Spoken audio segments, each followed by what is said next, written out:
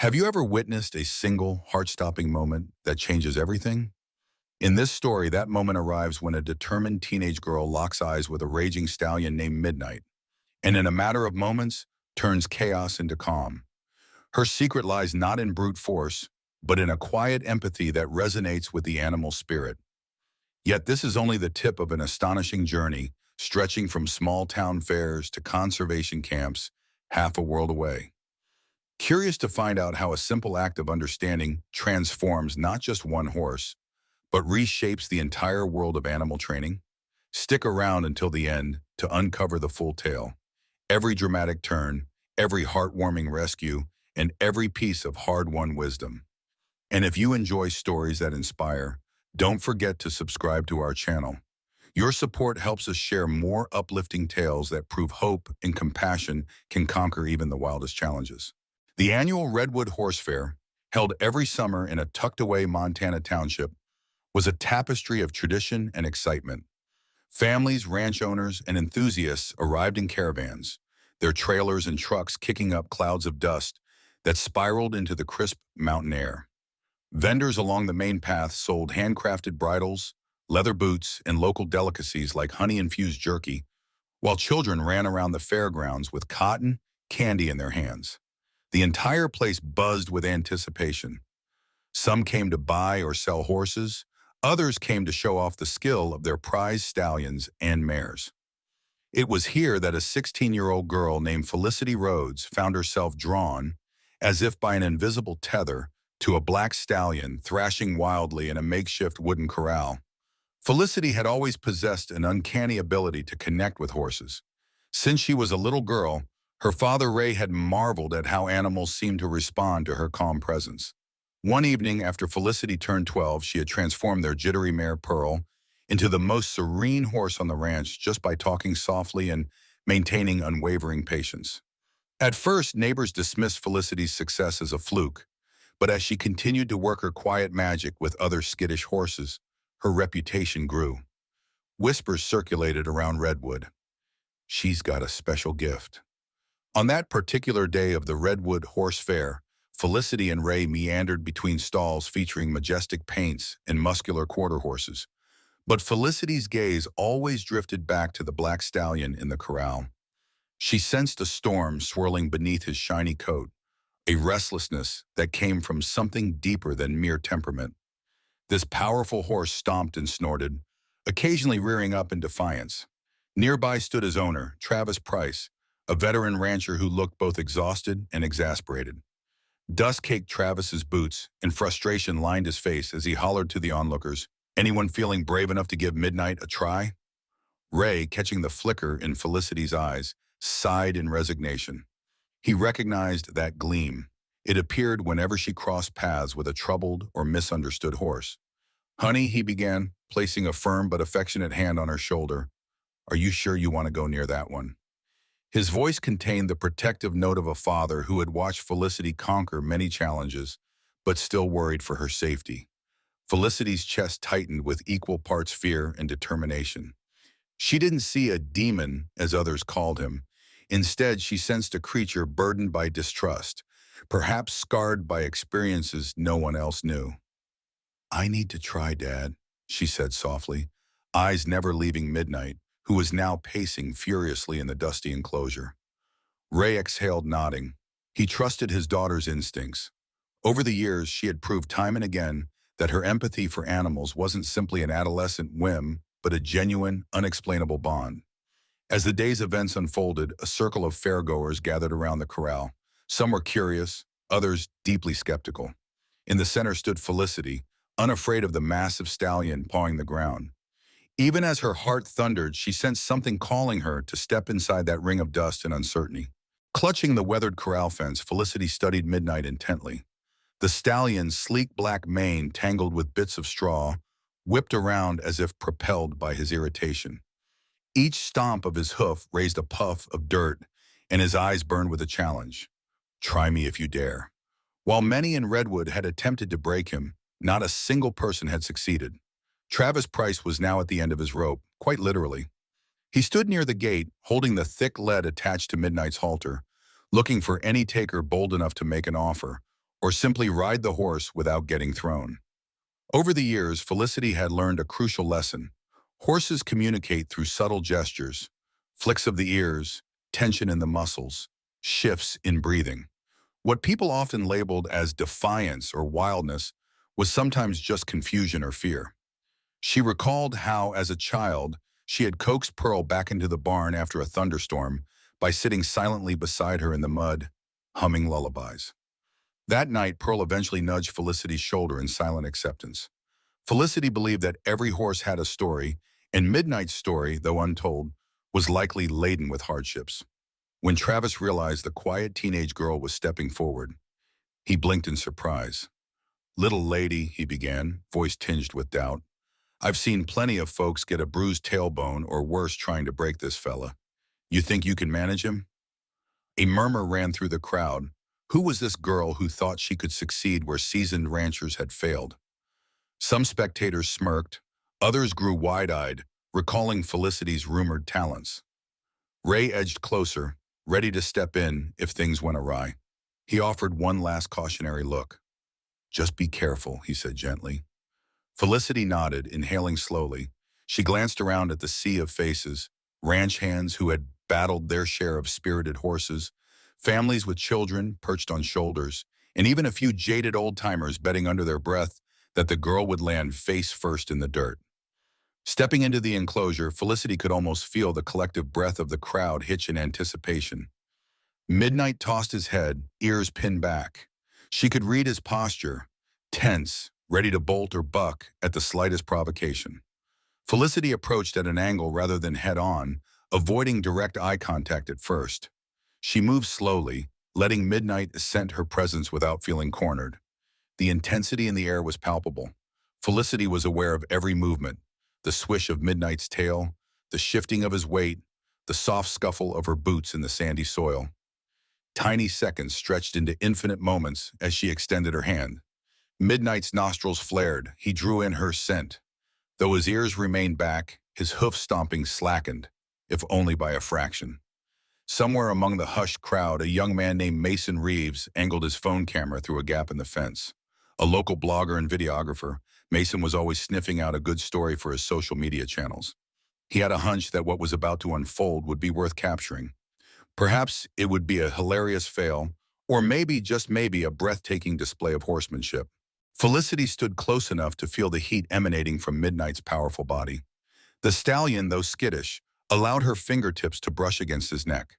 She whispered soothing words, an almost musical cadence, barely audible over the chatter of the gathering crowd. As if sensing something in her tone, Midnight's ears flickered forward, then sideways, and his breathing seemed to slow. Someone in the onlookers gasped audibly. It wasn't typical to see this notorious horse tolerating human contact so quickly, but the moment was fragile. In an abrupt burst of tension, Midnight threw his head back and let out a guttural neigh, half pivoting to test whether this unassuming girl would back off. Felicity maintained her composure, boots firmly planted. Her steady posture told Midnight she wouldn't harm him, but she also wouldn't yield to his fear-driven theatrics. She reached again, letting him catch a glimpse of her hand before it lightly touched his mane. The transformation that followed happened in increments. A drop of his shoulders, the loosening of tension along his flanks, a slight tilt of his head as if to say, "I'm listening." Felicity's voice wove through the dusty air, threading calm into chaos. She recalled her father's cautionary words. But more than that, she remembered every success and setback she'd faced with other horses. This was the moment she had always prepared for, the reason she believed so fiercely in gentle, trust-building methods. Slowly, deliberately, Felicity slipped off the halter's rope from Travis's hands. A collective murmur rippled across the corral. Is she really going to try riding him without a saddle? Those who had lost money and pride on this horse looked on in disbelief. Amid the hush, Felicity swung her leg lightly over Midnight's broad back, her heart hammering. The stallion stiffened, front hooves pawing at the dirt. In an explosion of movement, Midnight reared up. A few onlookers let out startled cries, and Mason captured every second on his phone, breath hitching behind the lens. Felicity held tight, her body moving with the horse's surge, shoulders and hips fluid rather than locked. Her calm voice, "Easy, boy, easy," filtered through the thunderous beat of hooves. The battle felt longer than it actually was. Midnight bucked, trotted in tight circles, and attempted one more half-rear as if testing the boundaries of trust. Yet Felicity's unwavering presence seemed to soothe him. Bit by bit, the stallion's frantic motions slowed, and he settled into an even pace. Then, to the amazement of everyone gathered, he began following Felicity's signals. She gently guided him around the corral, leaning forward to murmur encouragement into his ear. A hush fell over the onlookers, followed by scattered applause. Mason's live stream video began gathering momentum online almost instantly. People from towns near and far commented, tagged their friends, and asked, "Who is this girl and how is she doing that?" By the time Felicity guided Midnight back to the center of the enclosure, even Travis, normally a stoic rancher, was teary-eyed. Amid the swirling dust, Felicity dismounted with a mixture of relief and exhilaration, well aware that this moment would change her life. Later that evening, Ray loaded Pearl and a tired but content Felicity into their trailer. Midnight, having been sold on the spot to a compassionate buyer who recognized his potential, was guided away to a new home. Felicity watched him go with a wistful smile, her heart pounding with gratitude for the connection they'd forged in mere minutes. The Redwood Horse Fair was beginning to wind down, yet Felicity couldn't shake the feeling that her world was about to explode beyond the confines of the county lines. Once they arrived back at the Rhodes family ranch, Felicity settled Pearl into her stall before heading into the modest farmhouse. As she set down her boots by the door, she noticed Ray sitting at the kitchen table, scrolling through his phone with a gravity she rarely saw in him. "You might want to see this," he said, turning the screen toward her. Sure enough, Mason's live stream of Felicity taming Midnight had gone viral, receiving thousands upon thousands of views in just a matter of hours. There were hundreds of comments ranging from praise and astonishment to skepticism and outright accusations. One user wrote, "This is amazing, proof that a gentle approach works." Another commenter snarled, "It's fake. That horse was clearly trained beforehand." Felicity read on, heart sinking. A few critics hinted at potential abuse or sedation. A swirling mix of emotions gripped her. Part pride, part dread. She had never sought fame, and she hated the idea that people might misunderstand what she did. The next morning at school, she discovered that her newfound notoriety had reached her classmates. Whispers drifted through the hallways, and eyes either lit up with admiration or flickered with jealousy. Paige Harper, a girl who had long harbored a competitive streak toward Felicity, confronted her during lunch. "So you're the great horse whisperer now, huh?" Paige scoffed. "If you're so legit, why don't you do a live demonstration in front of everyone here? Some of us think it's all hype." Felicity felt a wave of anxiety swirl in her gut. She had no desire to turn her passion for horses into a spectacle, especially not for someone's petty challenge. But the challenges weren't merely local gossip. That evening after dinner, Ray found Felicity poring over social media messages, a guarded look on her face. A notification had popped up from none other than Dr. Everett Swift, a renowned equine behaviorist known for his outspoken views. In a lengthy post shared on a major equestrian forum, Dr. Swift wrote, "Rapid breakthroughs in horse training can mask unethical practices. We need to investigate claims like Felicity Rhodes's to ensure no corners are being cut." Felicity's hands trembled with anger and hurt. "Dad, I've never done anything unethical," she protested, eyes watering with her frustration. "You know me." Ray wrapped an arm around her shoulders, nodding solemnly. "I do know you, sweetheart, and I'm proud of you. But with success comes scrutiny. You'll have to show them what you're really about or they'll never stop asking questions." That night, Felicity lay awake, thoughts churning. Midnight had become both a triumph and a trial. She understood more clearly than ever that if she wanted the world to respect her connection with horses, she would have to step out of her comfort zone and prove it, perhaps more publicly than she ever imagined. Days passed in a whirlwind of phone calls and emails. Some wanted interviews. Others wanted to invite Felicity to local rodeos or equine showcases. But amid the frenzy, one message stood out. It was from Malcolm Nelson, a respected horse trainer whose ranch sprawled along the foothills several hours north of Redwood. He had seen the viral video of Felicity and Midnight and was extending an invitation. Come learn at my ranch, share your methods, and let's see if we can refine them together. Malcolm Nelson is a big deal, Ray remarked one evening, sipping coffee as they discussed the offer. He's known for revolutionizing how some show horses are handled, focusing on minimizing stress and maximizing trust. Sounds like a perfect fit for you. Felicity hesitated.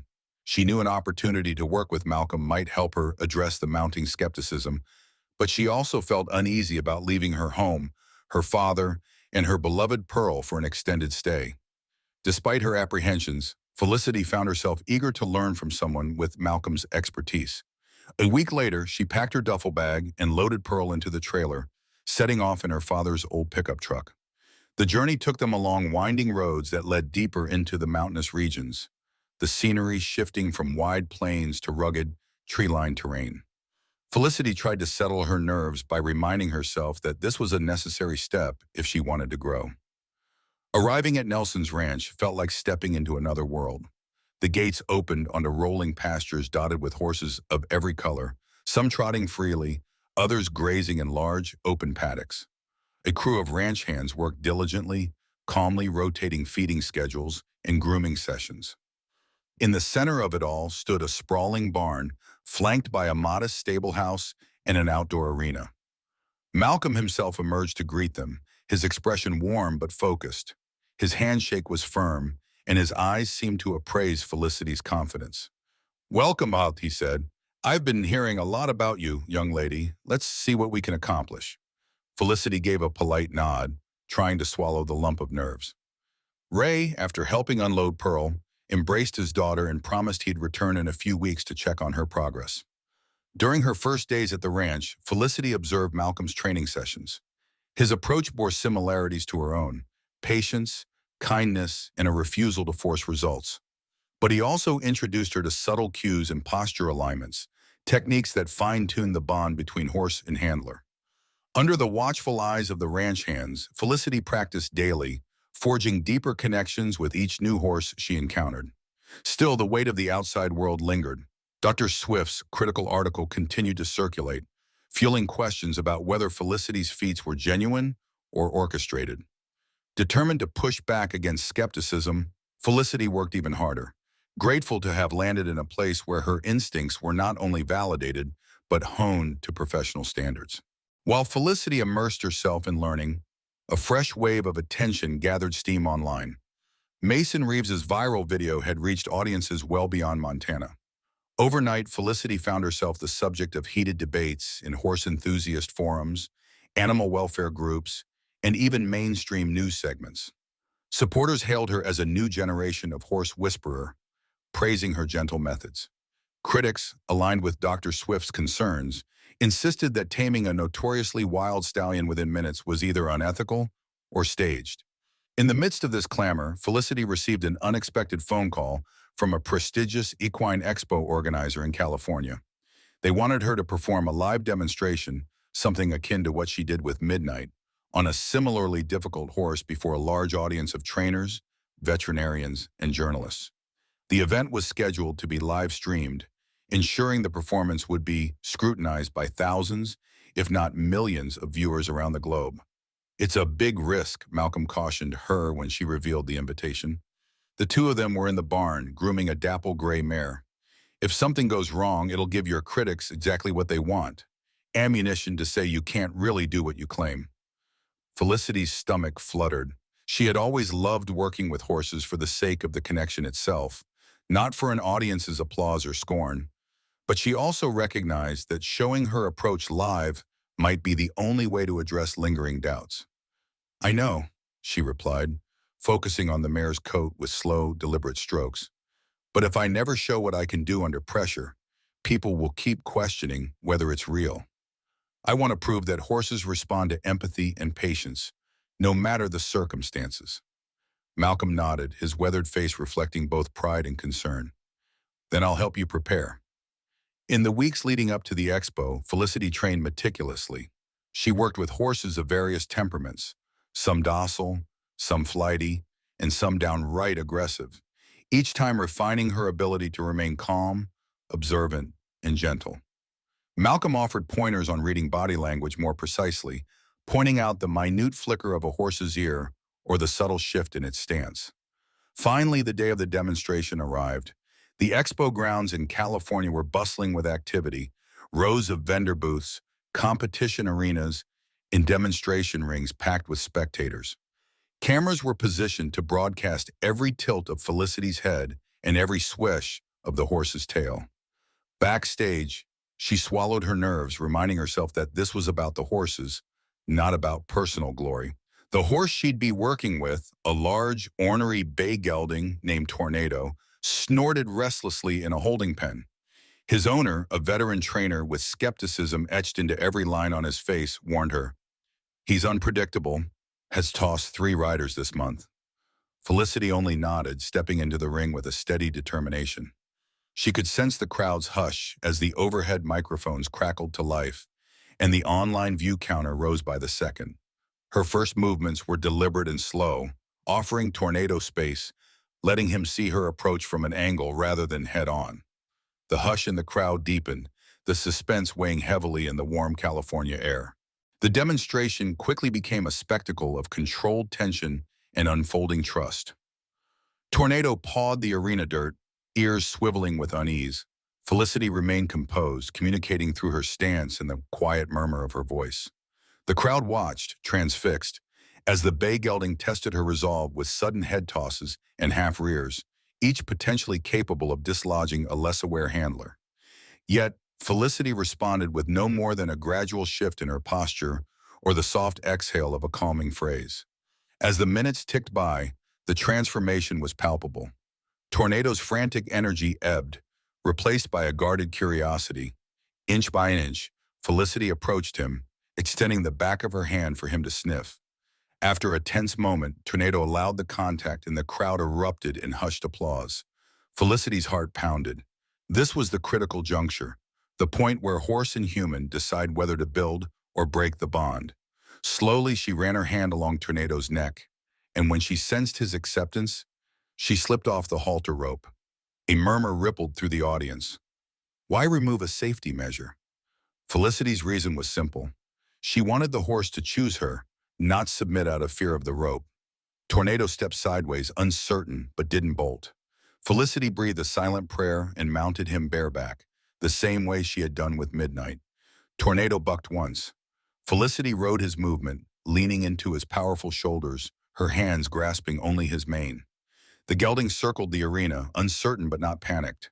Felicity murmured to him, her voice blending with the distant hum of the expo's loudspeakers.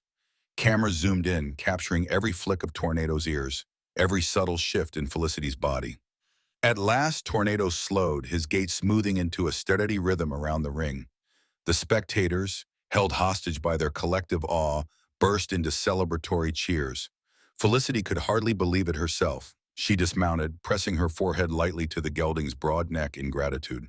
Tornado huffed, warm breath ruffling Felicity's hair, as though acknowledging he had found someone who understood him. Once she exited the ring, a swarm of reporters and curious onlookers surrounded her. At the forefront stood an animal welfare representative who had initially come to scrutinize her methods. With clear admiration in his voice, he addressed the crowd.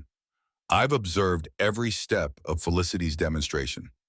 I see no signs of force or deception, only patience, empathy, and meticulous attention to the horse's comfort.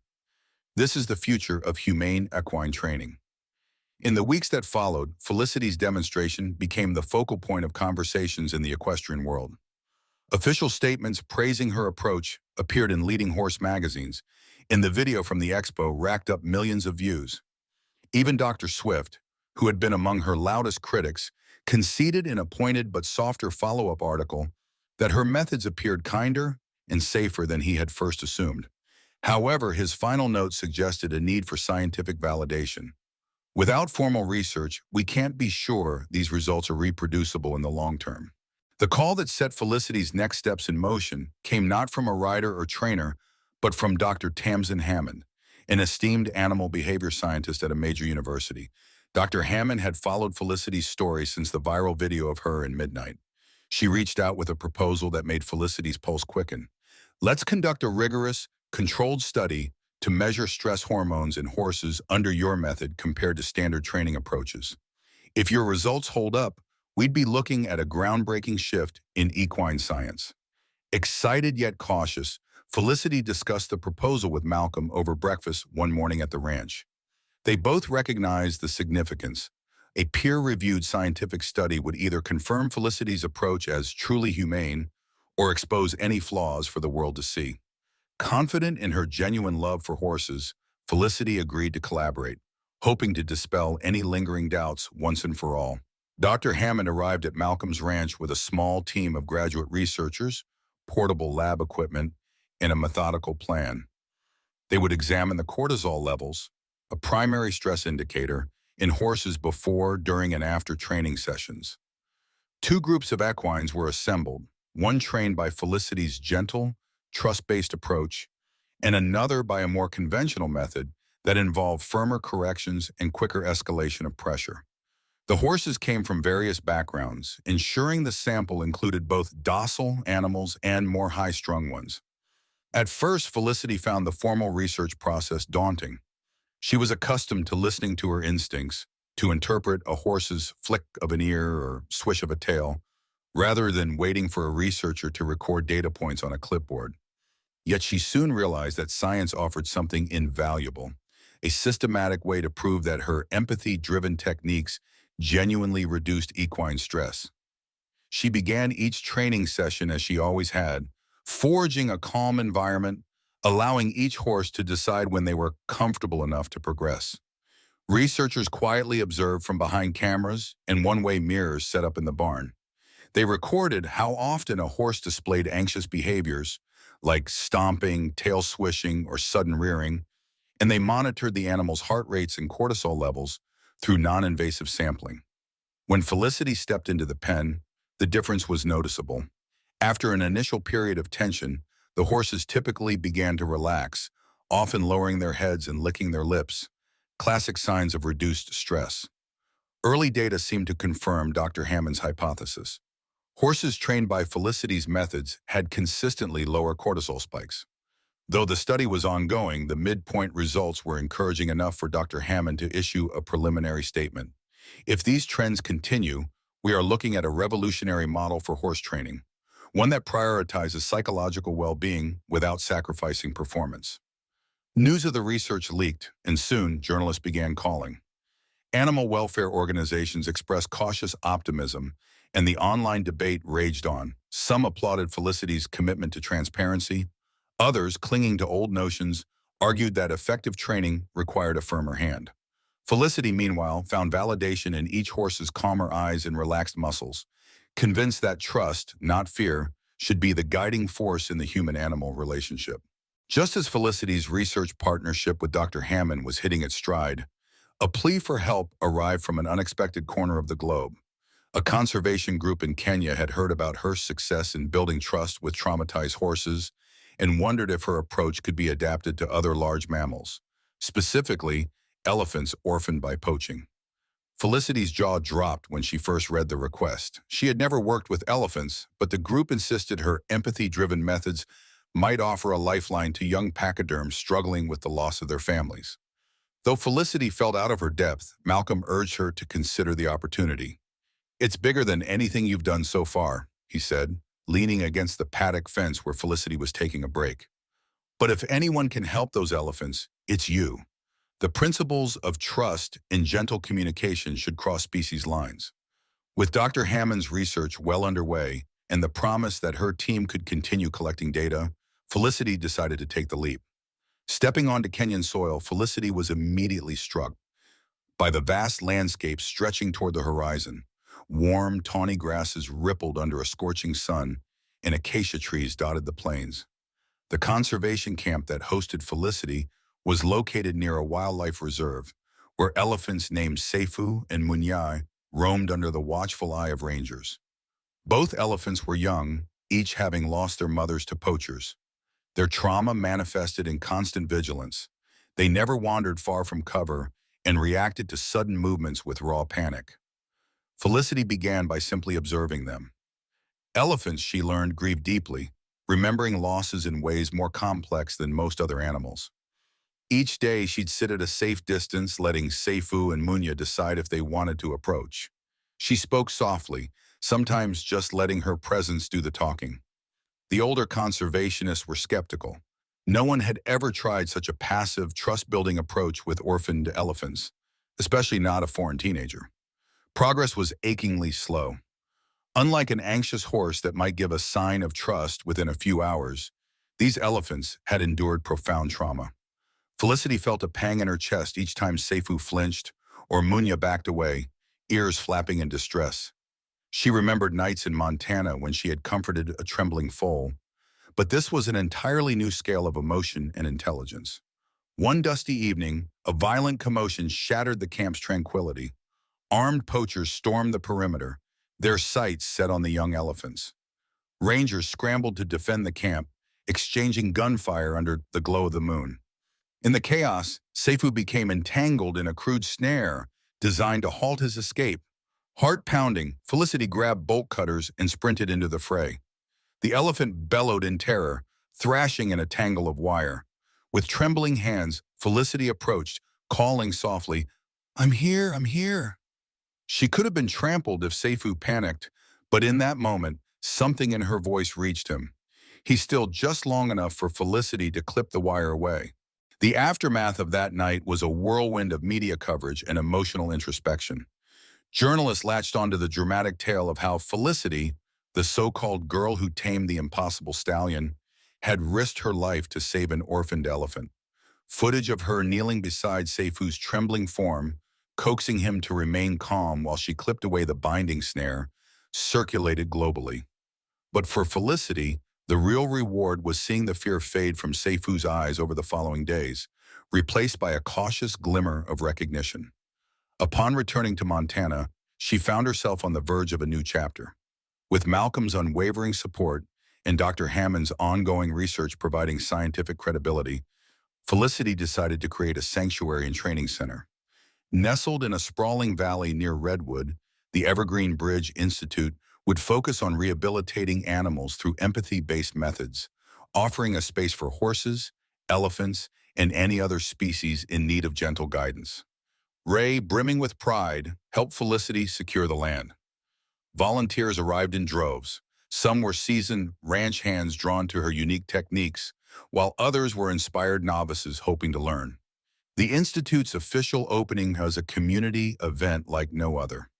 Neighbors, local ranchers, veterinarians, and even a few big-name equine professionals convened under a sunny sky to witness what Felicity had built. She guided them through the property, showing off spacious corrals designed to minimize stress, open pastures where animals could graze freely, and specially constructed observation huts where researchers could work without disturbing the creatures. In a shaded arena, Felicity demonstrated her approach on a once-neglected horse named Ember, who had come to the Institute nervous and head-shy. Standing quietly before Ember, Felicity allowed her to investigate at her own pace. Within minutes, the horse was nuzzling Felicity's outstretched hand, a testament to the trust that could be built without force. The small crowd offered respectful applause, and Felicity felt an enormous swell of gratitude. This was more than an exhibition. It was the fulfillment of a calling. Hammond took the microphone after the demonstration, presenting the initial findings from their research project. Charts and graphs displayed noticeably lower cortisol levels in the horses Felicity trained compared to those in the control group.